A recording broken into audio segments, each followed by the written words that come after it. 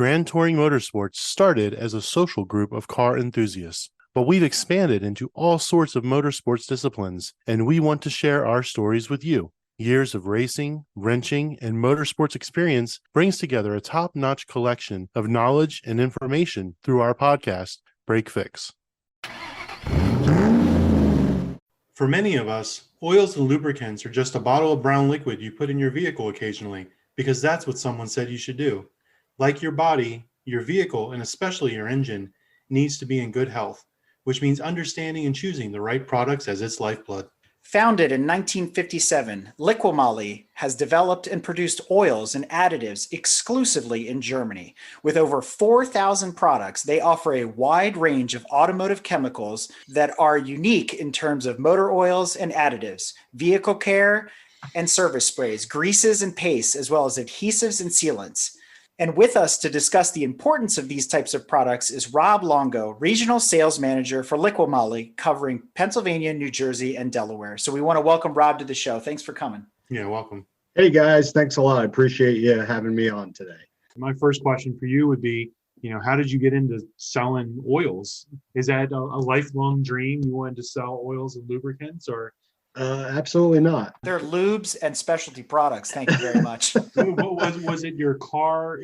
Are you a car enthusiast? First of all, you could just be an oil head. Believe it or not, I am not a huge car enthusiast. I mean, I love seeing the cars I've seen over the last 5 years because I've pretty much seen every Ferrari and every Lamborghini and every cool thing in between traveling across the country. So I got into the business. I was in heating oil. Okay. And which was just selling one product, Diesel. He was selling diesel. And then I started, moved to a new company. And they sold lubricants also. So I started to learn a little bit about lubricants and sold heating oil still most of the time. And then in 2010, I went to go work just strictly for a lubricants company. In Pennsylvania here. Pennsylvania, the Germany of the United States. Yeah, I get it. Yeah, absolutely. More Volkswagens here than anywhere. It is true. You cross the border and they're everywhere. Was there for 5.5 years, learned a lot about not only automotive, but on and off highway applications, industrial stuff. So just something that was a kind of cool niche kind of fit for me. And then I was just so fortunate to see that Liqui Moly was hiring, and I didn't even know anything about them. So I actually saw their products at one of my customers, and I said, "What is that stuff?" He goes, "This is the best oil I ever used." And I was selling another product, and he would never touch it. And he goes, "I swear to God, this is the best stuff I've ever used. I have no issues with this stuff." So I went on their website and I looked into it, and then here I am 5 years later. So everything he said was true, because that's what I hear everywhere I go. So Rob, the impetus behind this conversation is that, most of us here at GTM are track rats, and we are always in search of, that next best thing, the thing that's going to make, shave a tenth of a second off, that's going to give us that extra longevity on the engine. We're always in search of cooler temperatures, especially when it comes to oils. So one of the things we were thinking was, much to Brad's point at the beginning of the intro, it's because somebody told you to, and there's a lot of fundamentals that are left on the table. So I think we need to start from square one and talk about how not all oils are actually created equal. So let's discuss maybe some of the differences between conventional, mineral, synthetic, etc. Motor oils consist of base oils and additives. There's 5 groups of base oils that make up motor oils. Group 1, 2, and 3 are what we would call conventional base oils. Those are the crude oils that are found from the ground. Group 4 is a synthetic base oil. Group 4 oils are PAO based. So those are the true synthetics. Those are basically crude products that are kind of torn apart, put back together again, and form a much better, more concise base oil. And then group 5 is really a grouping of all other ones that can't be classified through 1 through 4. So esters, glycols, so on and so forth. The difference between these is then you have the refining of the conventional crude oils. Depending on how well they're refined, that gives you a different quality between group 1, group 2, and group 3 being the best of the 3. So I'm just going to break it down to the basics between conventional and synthetic oils. I'll kind of Absolutely. simplify it a little bit more just to kind of keep it flowing and not get too overly technical. So mineral and conventional are one and the same. The main difference between conventional oil and synthetic oils is that the base oils that are used in conventional oils are from crude oil, whereas the synthetic oils are man-made and manufactured to create a better, more stable environment for the additives that are going to be used with those base oils. So Rob, you touched on a couple of things there. You're talking about additives and the different, base components of the oils themselves. What are the additives for? I've heard things like, you hear the commercials all the time, makes your engine run cleaner and all these kinds of things. Are they detergents? Are they ways of changing the viscosity of the oil? Do they affect the temperature range of the oil? What are they all about? Yeah, so the additives that are used to create motor oils do a number of different things. There's detergents, there's dispersants, there's viscosity improvers, there's pour point additives. So these different additives are going to either let the oil flow at a colder temperature, remain more stable at a high temperature. They're going to help remove sludge, lacquer, varnish. They're going to prevent foaming, and there's tons of additives that do a lot of different jobs within the motor oil. So that is a very important piece when you're looking at which motor oils you do choose to use. So is more additives better or not necessarily? No, typically with most motor oil products, the base oil is about 80% of the oil, and then 20% of the additives would be the remainder. So with all the different manufacturers, the additive packages really vary based on the manufacturers, the types of engines that you're putting the oil into, of course, what kind of conditions, racing compared to street, compared to, daily driving. So there's a lot of factors that come into how a manufacturer goes to create an oil and, what audience they're really trying to target as well. But most of the time, like I said, it's probably like an 80-20, 75-25% split between base oil and additives. The obvious base oils for certain manufacturers, let's just say Mobil 1, they're going to get it from Exxon, and Rotella is going to get it from Shell, right? And I'm sure BP has a line of oils as well. Where is Liqui Moly getting its base oil from before it starts, or is that kind of super secret information? We do not drill. We do no exploration, if you will. So we buy the base oil and additives that are on the market. We choose to buy the best available of both so that we could make a better product as far as not necessarily against the competition. We make every product ourselves in Germany. We do not contract any of our products out to other blenders throughout the world. We make everything in Germany. So that product that you're going to get in Philadelphia is going to be the same one in Stuttgart, in Moscow, in Alaska, in South Africa, wherever you are. That Leischloff 5W40 or that Molygen 5W30, whatever product it is, it all comes over from Germany to wherever it's going to finally land. So we take a lot of pride in making our own motor oils and additives because it's quality assurance. We know exactly what that product is going to be everywhere. That's really just an important piece of our company that we're really proud of. But for us, as far as something that is going to hold up and give you the peace of mind and the results that you're basically looking for in an engine oil. So we're going to create a product that offers the most protection and fits your vehicle the best that we can. Now, the thought of putting more additives into anything doesn't make it a better product. It has to adhere to all the different specifications of the manufacturer. So they may not want that much detergent in that particular oil, or they may not want this or that in their oils, where another manufacturer would say, we really want that. That's why you see so many different oils out there to begin with, because there's really a lot of different moving pieces, if you will, with all the manufacturers and what their demands are. We base our products on what the manufacturer specifies. So it's a great segue into my next question, spec oils, right? So for those of us with European cars, and more specifically German cars, in the last 15 years, if not longer, there's been a lot of mandates to use specific or spec oils for certain engines, for certain cars. And so they have very strict requirements on what you should choose and what you should use. So how do you know? I bought a used Porsche or a Volkswagen or a Mercedes. How do I know? Where do I find this information? And what does that spec actually mean? And is there any cross compatibility? And how do I find out if the Liqui Moly products are compatible or the right oil for those applications? So do you want to kind of unpack that for us a little bit? Yeah, sure. So first of all, Liqui Moly offers a online oil guide. Pretty much every vehicle is covered that we have access to as far as all the information, which will break down not only the engine oils, but your gear oils, your transmission fluids, and power steering fluid, for instance, and some other ones. When you're buying a car, and the first thing you're probably only going to have is the manual, more or less, and it's going to tell lucky. you, okay.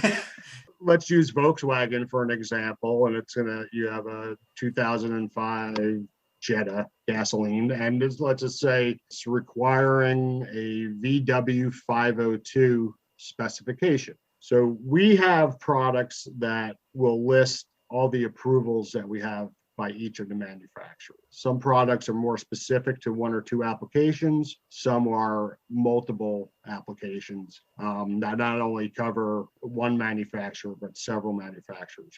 So the first thing that you would do is you would just enter your car information, and then a list of oils would come up that would be the appropriate oils for your vehicle. Secondly, you really need to be aware of what the specifications are for your vehicle, because there's been plenty of times I've spoken, I've met you guys at Bag Fair. I do shows all over, the Northeast every year. The first thing they said is, oh, I just use a 5W30, and they don't know which kind. Most of the times it's the wrong kind when they do tell me what brand they're using. So it's very important because they're not equal, that there's not one fits all for any of these categories. So when you're talking about the right application for the vehicle, and I'm going to assume that most Liqui Moly products are probably synthetics, not a conventional oil, like a Pennzoil or Valvoline or what, a Quaker State, that kind of thing. So what if your vehicle was originally equipped with a conventional oil? Is there a conversion there to the Liqui Moly? Is there a reason people should be apprehensive to switch?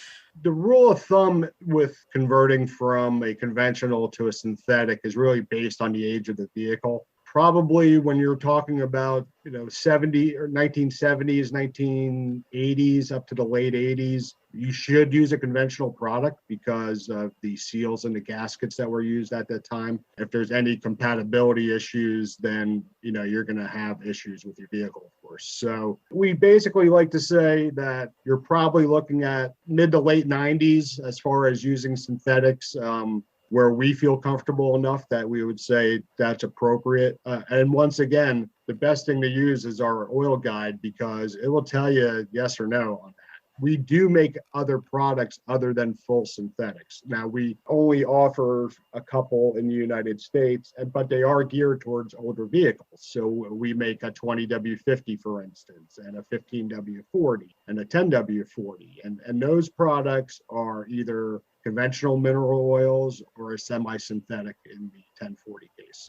So that's really where you want to start. It's not something that you're automatically going to say, okay, now everything's synthetic, I want to put it in my 85 Corrado or something to that effect. So you have to be really careful with that. And those oils there do offer the mineral oils, and those applications are to be for those cars for sure. And I also heard, just to throw something else out there right now, that if you do make the switch, say your car is able to run and use the synthetic, I've always been told, it could be an old wives' tale, that you can't ever go back to conventional once you make the switch to synthetic? No, that's not true. Basically, all you have to do is flush your engine, and you could go back and forth.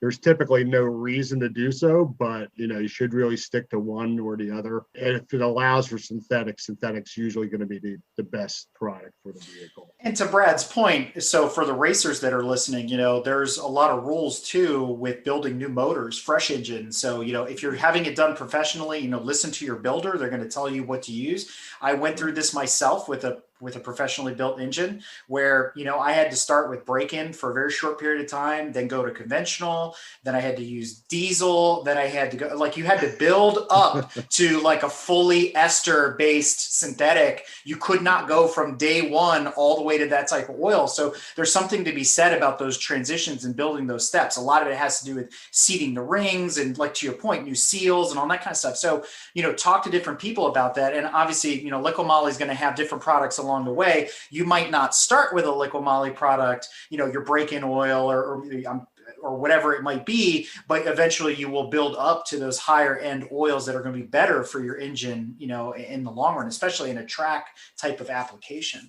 But I think you hit on something really important though, and it's kind of innate in the language of oils. We're always shouting out these 10W and 5W and 0 and this and that and all these numbers. And I think confusion is always wrapped around that. What does that actually mean? And why have the oil numbers and ratings changed so much in the last 5 years? Yeah, it's a great question. And we'll start with basically what those numbers mean. So we'll use a 5W30 for an example. So the first number, 5W, that's what they used to call the winter weight. So that's the viscosity of the oil when it's cold. So you want a thinner oil when it's cold, when you start the engine, so it reaches the furthest lubrication point as quickly as possible. The second number, the 30, is when the engine is at operating temperatures. And you want the oil to be thick enough so it goes from low to high. So think 5 as being water and maybe 30 as being honey. It will start to thicken. And then when it's thicker at operating temperatures, it's going to create what we call boundary lubrication. That's going to keep those parts from, sliding against each other. It provides a wedge between all the moving parts throughout the engine. And it's interesting you bring that up because that's chemically the opposite for any of the foodies out there that are listening of what you would experience in your kitchen. I was just about to say that's the exact opposite of what I thought it was doing. Right. Because, when you're in the kitchen and you get a bottle of olive oil or canola or Wesson or whatever, corn oil, they all have different viscosities, but as you heat them up, they get thinner. So it's kind of interesting that as you heat up motor oil, it actually thickens up. Yeah, right.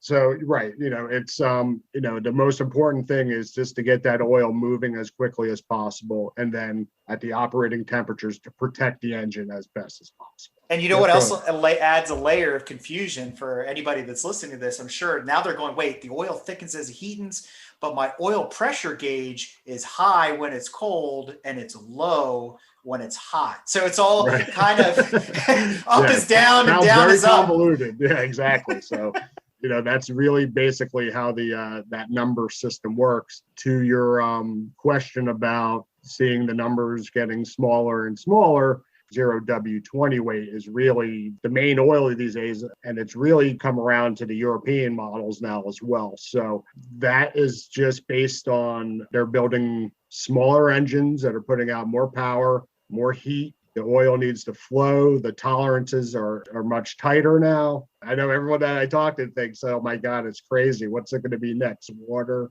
It's getting so thin. Going back to our first conversation about, base oils and additives, that they are so well made these days that they can really hold up to pretty much anything that you throw at them. Well, I've got two questions off of this conversation. First one is, what viscosity would you say is like the most common? Like when I look around and seeing people change their oil, everybody's buying 5W30.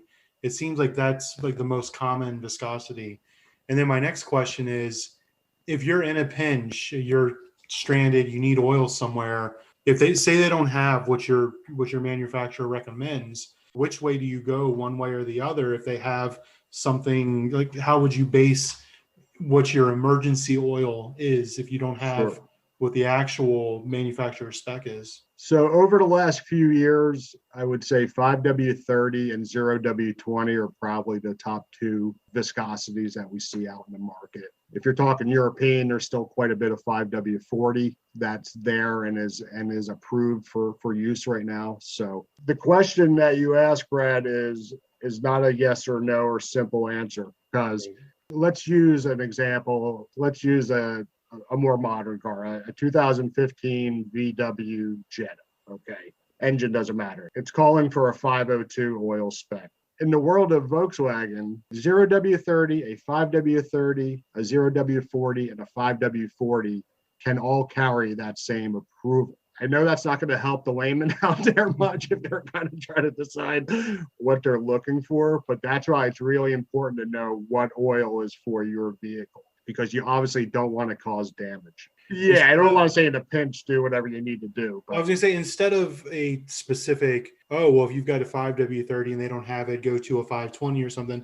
Would the recommendation be to go like a thinner oil or a thicker? So to go with what Brad's saying, not to steal, Rob's thunder here, but I've always heard that you based it on the second number. So if you can find something else that's a 30, it doesn't matter if it's a 0 or a 5, you're still looking at the car at operating temperature more than at cold temperature in most cases. So go with a 30, go with something that matches the second number as much as possible. And if you're going to go, and correct me if I'm wrong, Rob, if you can't find, you go up, you go thicker instead of thinner. Correct. Right? Don't go lower. Yeah, you never go lower. You're not getting proper lubrication. Yeah, because then you could really do some damage to your engine. Thicker is going to be fine. And if it's something like you can't find a European oil for that, then you can use a 5W30 in a pinch that's designed for Asian and American cars. So just to clarify, because I think we've touched on this, but just for our audience, the smaller the number, basically the thinner the oil. Let's just put it that way to keep it simple, correct? Yes.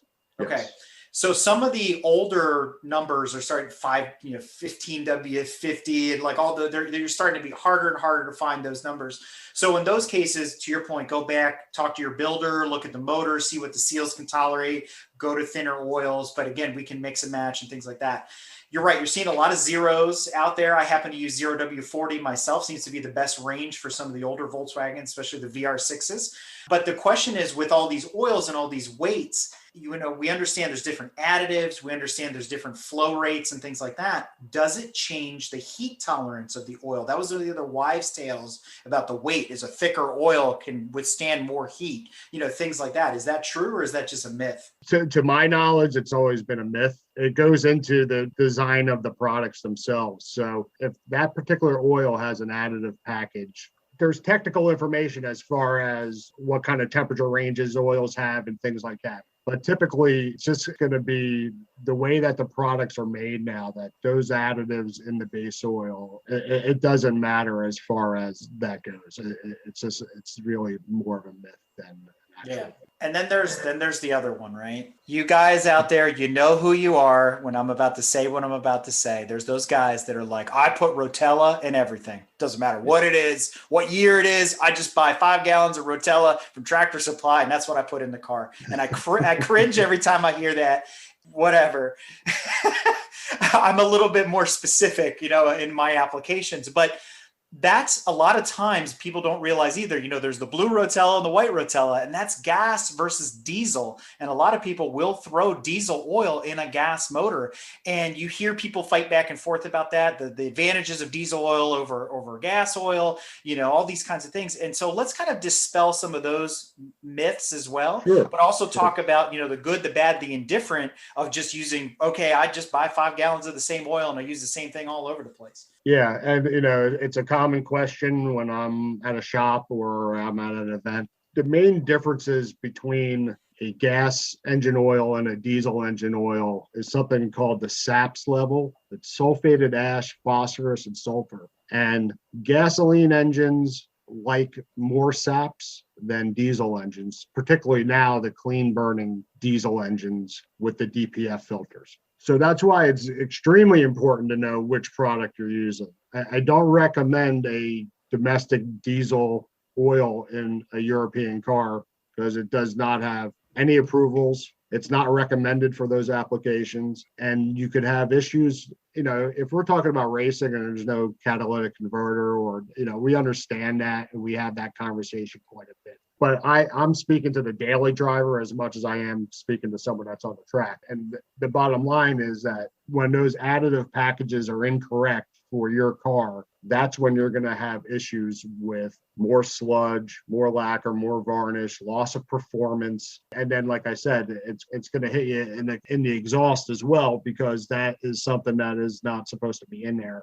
And that car was not made to take that product, that particular type of oil. So extremely important. Years and years ago, it was much more lenient as far as, okay, you could throw something in everything, and that was really the way it was. But over the last 20 years, particularly, you need to be exact with what your car requires, because you can prematurely damage your engine if you're not using the proper product.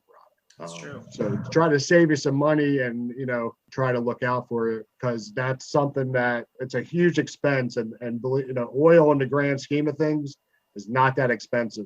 No matter which brand you're loyal to or which one you buy, we know we love you to buy ours. We know it's a little bit expensive, but the point of it is that we're making products because we know that they are approved by the manufacturers for those applications. So. Absolutely. And I think a lot of people don't realize that there's spec oil for diesels as well, especially Europeans. I mean, I happen to have been through a bunch myself. I've got a Jeep that's got a VM Motori diesel in it. So that the diesel Grand Cherokee, that's not a Benz motor, but the Benz CRDs are out there. Volkswagens have specific diesel oils, the Audis, all that kind of stuff, the Porsches. Anybody that's running European diesel, you got to make sure you pay attention to that spec.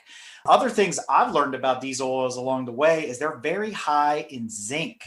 Right. And so, like I mentioned before, in a race motor, I used a European spec diesel oil in my race motor because it was a benefit to the rings to seat them on a brand new engine. But you only kept it in there for like 500 miles. You're doing like 10 oil changes in 1,000 miles, type of deal. But it makes all the difference in the world. So, but the other thing too was I had to run the car hard. And I also noticed something that is true even in my Jeep is that diesel oils have a very wide and varying heat range, and they do not hold up well on the track. So if you're a track rat and you're buying 5 gallons of Rotella, be careful with that, because it's very easy to hit 300 degrees because that diesel oil does not do well with high heat.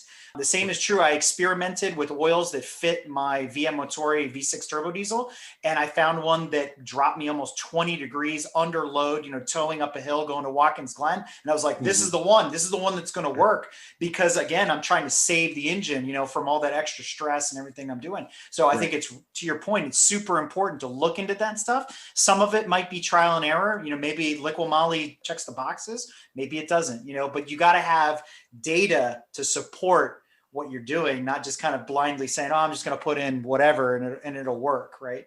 Right. Correct. And to your point on that also is, a 15W40 is a mineral oil most of the time to this day. They're going to break down faster than a synthetic oil. They're not made for heat, like you said, so they're going to break down, they're going to oxidize, and then you're going to have those issues which you're talking about. And now in a track environment, you're warming up your car. You're not just leaving the driveway to go, right onto the track. So, but in normal life, those oils will break down sooner because they're not very well made to take the cold, and they're not very well made to take the heat. It's very important, and you should definitely look into products that have a long history. Our products have been around since 1957, so we've had a lot of R&D. They've been on the track. Our products are the same products that we use for the daily driver as the track, and that's really important to us. We don't make a racing oil, because our regular oil is our racing oil.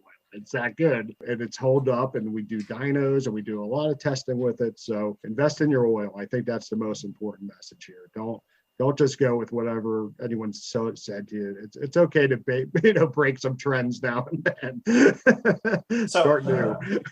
I think you brought up two kind of fun questions based on that. Would you pull the drain plug on your motor and run your Liqui Moly, your engine on just whatever's left of Liqui Moly in it? Is that advisable in any case? I would not advise anyone to do that. But if I was going to do it, I would probably add our MOS2 additive first with the oil. because that will give you a little bit extra protection. And, it's a funny thing. When I first started, we still have a campaign called I Use It. And that could be for a consumer, a shop, doesn't matter. We had a gentleman out in California that did an oil change on a Honda Civic, and he went something to, I want to say, about 500 or 600 miles, and realized he never put any oil in the car. He only put the MOS2 additive, and he had no issues whatsoever, which was just, amazing. And we do not recommend that. Do not do that at home. But that was really a jab at those commercials from like the early 2000s, if you remember what I'm talking about. But the other thing is, in that same kind of comedic vein,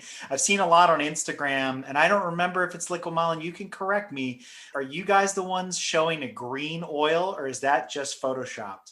No, that's Molygen. Yeah, that's our Molygen line of oils. And that contains a fluorescent dye, which is great for leak detection, believe it or not. So when you first put it in the vehicle, you use a black light and you can detect physical leaks from the vehicle. It doesn't last very, very long. So, you need to do it right when you put the oil in. The Molygen oil is a very good product. It contains an additive already in it, an anti-friction additive. We've had a lot of success with that. On the performance side, people really like it. And we make viscosities from 0.20 up to 5W50 in that product. It's a very good product, yeah, for sure. For me, that would be super confusing if my power steering pump was leaking, because the power steering fluid I use is dark green. So I'm like, wait a minute. Right. But even to your point there, even some of the manufacturers themselves, the automotive manufacturers, Audi, Volkswagen, for instance, one of their oils has to have a green dye in it as well. It's something that we are starting to see a little bit more of the OEMs, if you want to say, the manufacturers themselves using some coloring. And it makes sense too, I guess. Which brings up a really great point. Are there any cars from the factory coming with Liqui Moly on board? No, we do not. We don't have a factory fill program, if you will. Our products can be used for factory fill if need be. Most of the times, most of the manufacturers have several oil companies that they'll use, depending on where they are. So we don't write it anywhere on the cap or anything like that. We're not an official global partner. We do have the approvals, so that's something that we like just to focus more on building a better product and making sure that we have the best approved product that we could come out with. And I think that's really, over the last 5 years I've been with the company, the feedback I get is the reason I love my job. I could tell you everything until I'm blue in the face, but it's the people I meet at VAG Fair or Impact up at Pocono Raceway, Waterfest, shops I go into. To pick up my dry cleaning, I had a guy like, I love your products, and I said, thank you. That is the As we wrap up this segment, I have one more question before we go into the next one. We talked about additives earlier on, and you mentioned street and track. So are there specific additives, since you said you have kind of one base oil for everything, there isn't a race oil versus a street oil. It is the one-stop shop. Are there certain additives you would recommend for street use over track use or vice versa? We'll talk about engine oil additives, of course. We make 4,000 products, as you has mentioned in the opener. So for our engine oil additives, we have the MOS2 anti-friction engine oil treatment, and we have Ceratec. The MOS2 is the Moly and Liqui Moly. It's what started the company. We originally started as an additive. Any of you chemists, it's molybdenum disulfide. It's very similar to graphite, if you will. So if you've ever felt graphite, it's very slick and slippery, but it stays in place for a very long time. That product could be used in any engine from basically any time frame. It could be a gas, it could be diesel. To get to your point, as far as what's better for daily driving or track or whatever the case is, it really depends on what you're doing and the age of the vehicle. So for track purposes, if you're doing drag racing, we typically recommend MOS2 because you're going to be changing the oil out more frequently. If you're using it for a couple of days and you're going to drain it out, just all you have to do is just replenish it the next time you change your oil. So because it will all fall out when you do your oil change. Now Ceratec is a little bit different technology. It's a ceramic based technology, so that will actually adhere to it will plate itself to all the metal throughout the engine. It takes heat and pressure for that to set up properly. which will take a few hundred miles. For you to use that in a drag racing scenario, for instance, it's not going to do you any good because it's just not going to have time to set up properly. But it's like 3 sessions in road racing, so you're good to go there.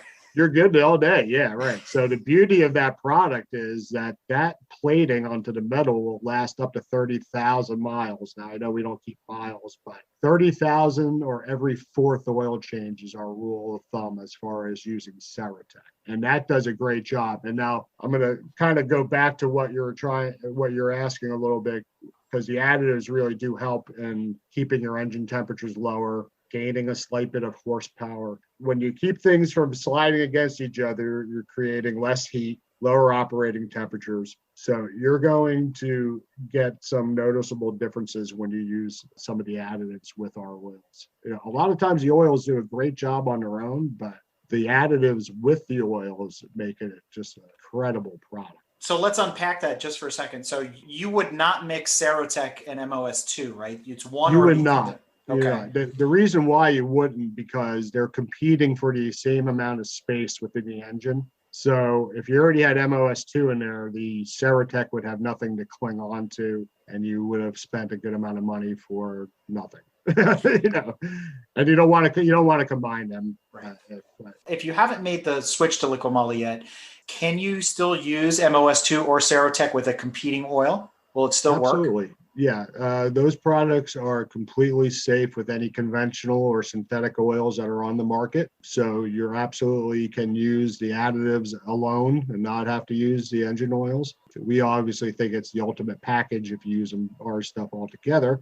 But there's no reason why you should not be able to use, you're more than able to use our additives in any oil product. Now in the advent of more and more engines, like you said, smaller engines making more horsepower, that's basically because of more and more turbochargers being introduced since the early 2000s, especially on street cars.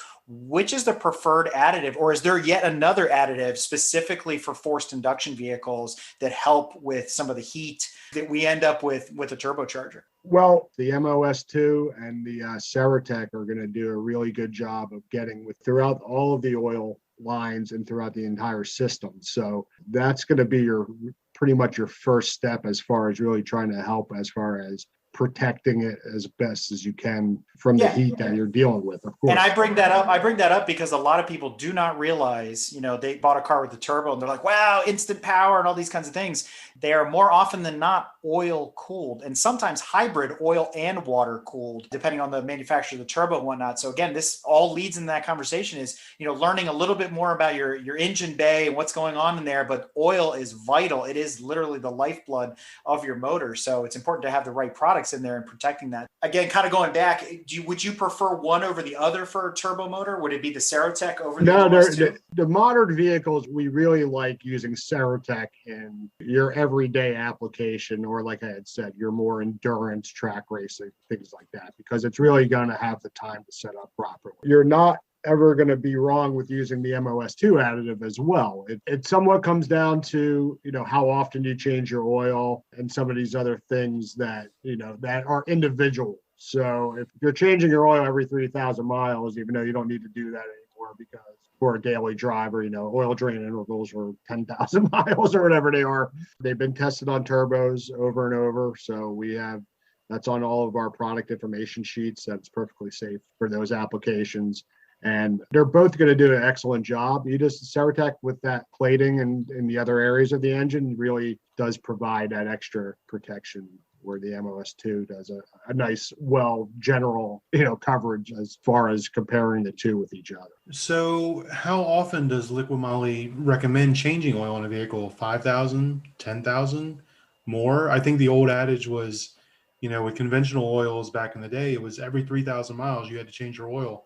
Obviously, times are different now with technology and everything. So our oils are designed to meet the manufacturer's recommended oil drain levels. So if we have an approved product for a particular Mercedes model and it says that it's a 10,000 mile oil change, That oil is designed to go 10,000 miles. Now, oil changes, to an individual, if you do them more or less, that's up to you. You also have to take in consideration what kind of driving you're doing. Now, there's severe, there's moderate, and there's light driving. Highway miles is light driving. It's not a lot of wear on the engine. Stop and go in New York City is severe. Your manual will tell you, okay, 10,000 for light, 70, all right, these are examples, of course, so about 10, 75, 100, and then maybe 5,000 for severe. Pretty much standard across most of the manufacturer's information that I've come across. So what you could do if you want to test your boundaries is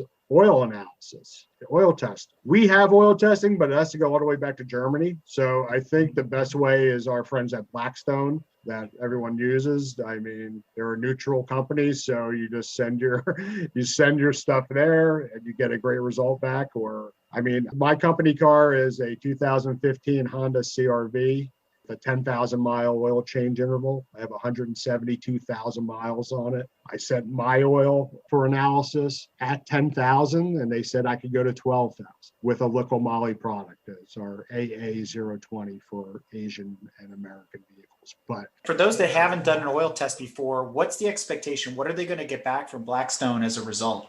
What's it going to tell them? First of all, they put a nice paragraph on top and they kind of explain what's going on. So they'll say, okay, everything looks good. There might be a little bit of fuel dilution, or there might be some little minor things here and there, but otherwise everything looks good. They're going to break down what the measurements below that paragraph will say. And that's going to tell you basically what your additive package still is within the engine oil. It's going to tell you that, and then it's also going to see if there's wear metals that are being produced. Okay, so if there's a lot of iron, they're going to say, okay, you have an issue here.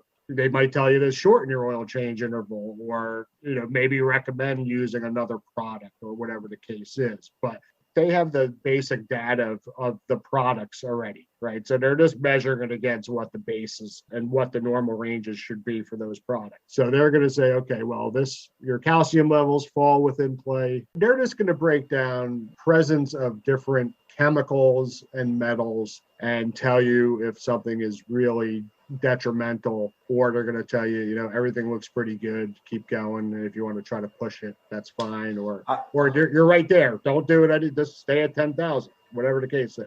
I've also heard there's early indicators for a potential blown head gasket. They'll tell you if there's water in the oil, stuff like that, other things too. Yeah, so right. Glycol, if other things, coolant shows up and everything else. Right.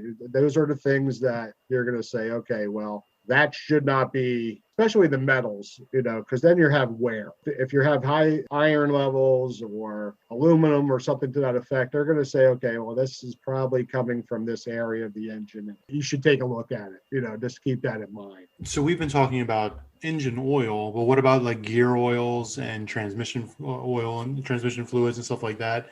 There are a lot of cars that are being shipped with no drain plugs. We had a member in the club asking questions about this just recently. How can he install a drain plug in his transmission because there isn't one and he wants to change the fluid? Is there really such a thing as a lifetime fluid? It's a great question. The manufacturers have deemed that way.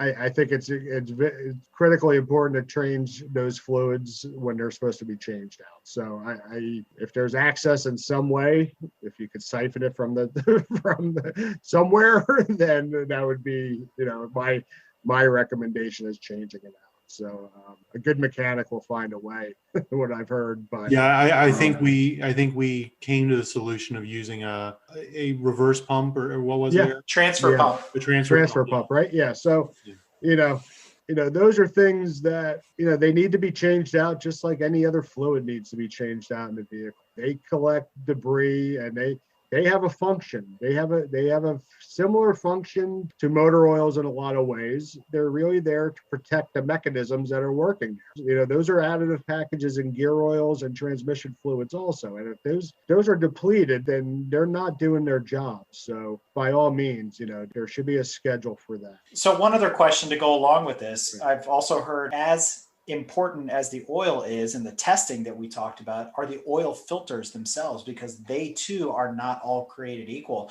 So first question, does Liqui Moly sell their own brand of oil filters? And if not, is there a recommended partner, oil filter that would go well with the oil that you guys supply? We do not make filters. I would only recommend those really quality filters that you're already aware of. So without mentioning names. So there you go. So hot take there, spend more, get better products. Sure. Nothing that starts with an F and is orange. Is that what you're saying? Cannot confirm or deny. No, I don't know. No, but I buy those 50-cent clearance oil filters. What are you talking about? Right next to the gum, right? Yeah, 100%. They're basically just solo cups. Yeah, but in all seriousness, if you're using a filter that I think they've dialed back some of the oil drain intervals, BMW is doing 15,000 miles at one. You have to have a good quality filter. You can't buy the cheapest thing. You get what you pay for. That's what it comes down to a lot of the time. So absolutely, and anything with oil, you don't want to cheap out on. And with service intervals getting longer and longer, it makes sense to buy better quality products that will last 10, 12, 15, 20,000 miles per service change, So it's kind of interesting. Yeah, your filter, your oil and your filter are much cheaper than a brand new motor. 100%. That's my argument every time. And you also have to go back to the old miles or months too, because I learned this on my wife's hybrid where the electric does a lot of the work. The motor's kind of sitting, it's turning, the oil pump circulating because the motor's turning with the hybrid or whatever, but the motor's not actually running.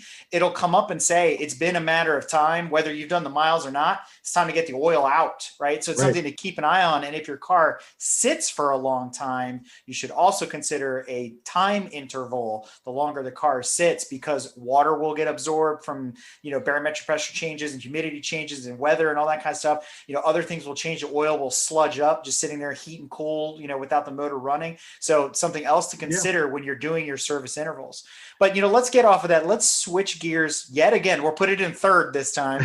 And let's talk about how Liqui Moly products and offerings differ and compete against some of the well-known brands that we probably use today. And maybe, give us your pitch. Why should we switch to Liqui Moly? I can't name names, so I'll just say, to be fair, that goes back to the base oils and the additives as far as what packages you buy. I used to use like ketchup as an example, but that's subjective because you might like the taste of Hunt's better than Heinz or something like that.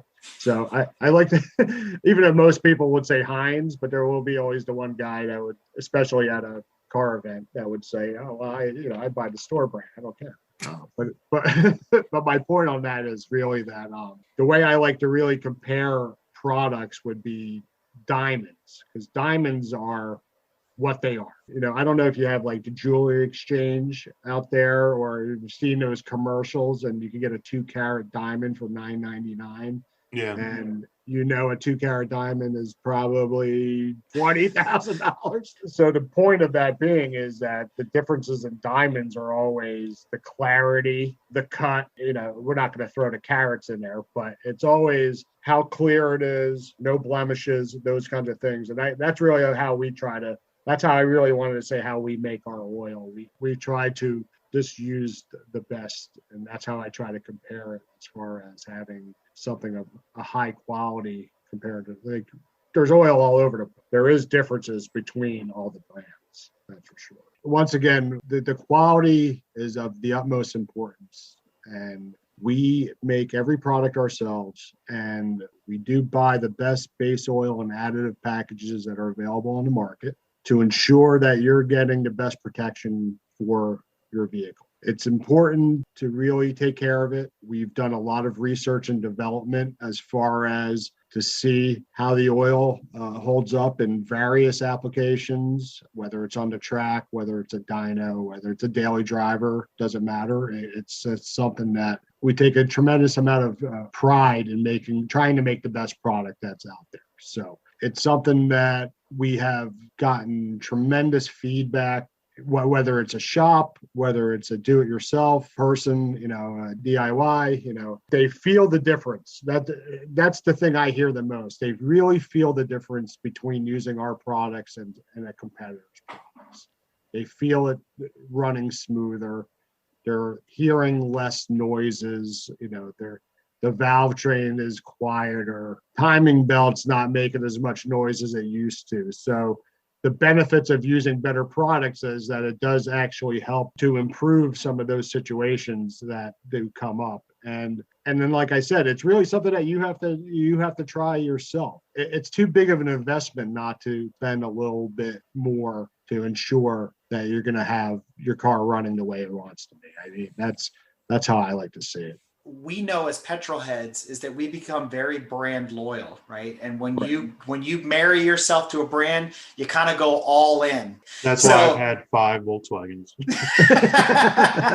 Right. But to that point, I mean, you start buying oil, then you want the filters, then you want the brake fluid, then you want the transmission fluid, and you want the grease, and you start wearing the polos and the t-shirts and the hats and the stickers, and it's all downhill from there, right? It's turtles all the way down. So that kind of begs the question of the 4,000 products that Liqui Moly offers. Do they offer stuff for motorcycles, boats, small engines, lawnmowers, 2-strokes, maybe the occasional Mazda rotary? I mean, is it really a one-stop shop for all that kind of stuff? It's a one-stop shop. We have in the United States, we've launched our marine segment, our power sports segment.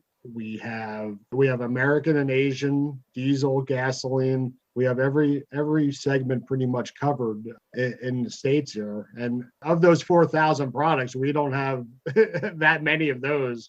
I mean, that's what's in Germany, but just based on what we have here, I mean, we have the majority of the European market covered, of course. You're going to the track and you're dragging your car with a Power Stroke or a Cummins diesel. We have an oil for that. Or if you're going to use your ATV, we have oils for all these things. So, do you have oils for the dreaded rotaries? That's 2-stroke oil. What are you talking about?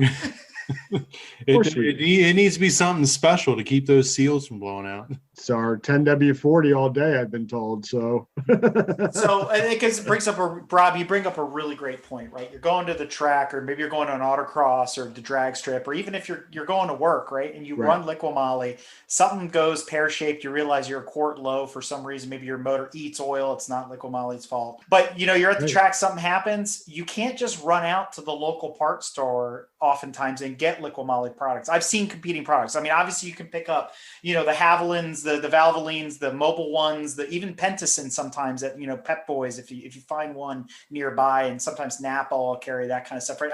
This is just past experience, but I don't come across Liqui Moly very often on the shelf. If somebody wants to make the switch, how do you go about finding the products? Are all 4,000 products available? Can we look at a catalog? Is there an online store? Is there a dealership network we have to go through? I mean, obviously we have a relationship with FCP Euro, and we know that they've got Liqui Moly plastered all over their cars and everything up there, and that's great. So how do we go about, getting the products if we want to make the switch? Yeah, absolutely. So the best way to do that is to go onto our website. We have a oil locator. Put your zip code in and you choose how many miles you are, you want a radius as far as what you're looking for. And we have it by shop and by retail. So it will bring up a list of retailers in the area. It'll also bring up any shops that are Liqui Moly shops that they use our products. So if you're not handy with a wrench like myself, but you want to find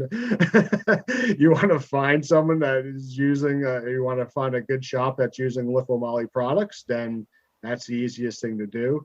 Of course, the internet's a big world. FCP, of course, is we have many e-commerce companies that are selling our products. And if there's any shops that are listening to this today, there's also wholesalers that sell it. The great thing over the last 5 years since I've been with Liqui Moly is that the products have become much easier to find. Sometimes you just have to ask. You may not see it on the shelf, but that doesn't mean they don't have it in the back. And that's a lot of times how you'll find it. But your first step, definitely go onto our site and put your zip code in, and then a whole list of shops and retailers will pop up for you. What are the requirements to become a retailer of Liqui Moly? You could always give us a call. We'll be happy to talk to anyone that's interested in distributing Liqui Moly products. That's the best way to start. We'll put together something that might work for you and go from there. I mean, I'm ready to start shopping for some Liqui Moly for my car. I know. I was thinking the same thing. I was like, I got to get some Ceratec stuff because I'm still at that stage with the new motor where I haven't switched to my final oil yet. I'm actually okay. Between you and me, I'm running 0W40 Mobile 1 because that's the last stage before I can go to ester oil. I have to run that for like basically a season, and last season sucked and the car stayed parked and I ran the other one instead. So but yeah, so and that's where I come to an impasse, right? Because I was a Motul, 300V for the longest time, a high horsepower turbo motor. It's the one that gave me the lowest oil temperatures, and I was like, that's what I'm going to use. It's expensive as all get out. It's like, I don't know, $40 a liter or something insane, which is still cheaper than the brake fluid I use. But hey, whatever. So Rob, like we said at the top of this conversation, we're always looking for that extra 1/10 of a second. We're always looking for those extra couple degrees, something to give us that competitive edge when we're out there, whether it be at the drag strip, whether it be road racing, time trials, or even really on the street to give us those extra couple of years out of a car that we wouldn't normally expect. So, I think this has been a really great conversation. I think our listeners have probably learned a lot along the way about the different types of oils and what they should be looking out for. And I think we've dispelled some myths along with all that. So, everybody, if you're interested in learning more about Liqui Moly, maybe this is the first time you're hearing about the brand, be sure to check out their website, www.liqui. So that's LIQUI-Moly, MOLY.com. So liqui-moly.com. And check them out on Facebook or Instagram at liquimoly.usa.canada, or check out our follow-on article for a bunch of information about the brand, about the products, and how to get in contact with Rob if you have more questions.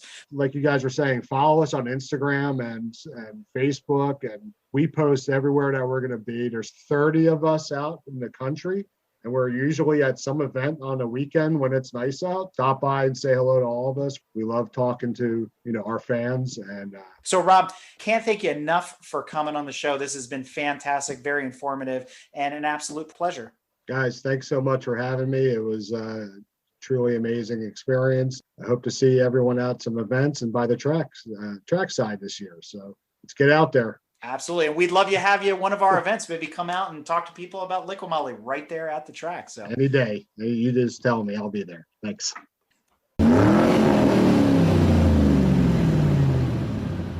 If you like what you've heard and want to learn more about GTM, be sure to check us out on www.gtmotorsports.org.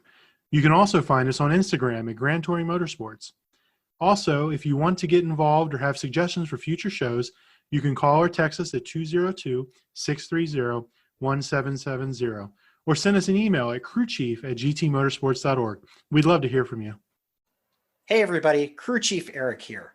We really hope you enjoyed this episode of Break Fix, and we wanted to remind you that GTM remains a no annual fees organization, and our goal is to continue to bring you quality episodes like this one at no charge. As a loyal listener, please consider subscribing to our Patreon for bonus and behind-the-scenes content, extra goodies, and GTM swag.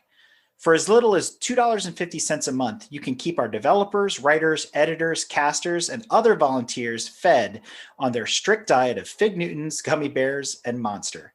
Consider signing up for Patreon today at www.patreon.com/GT Motorsports.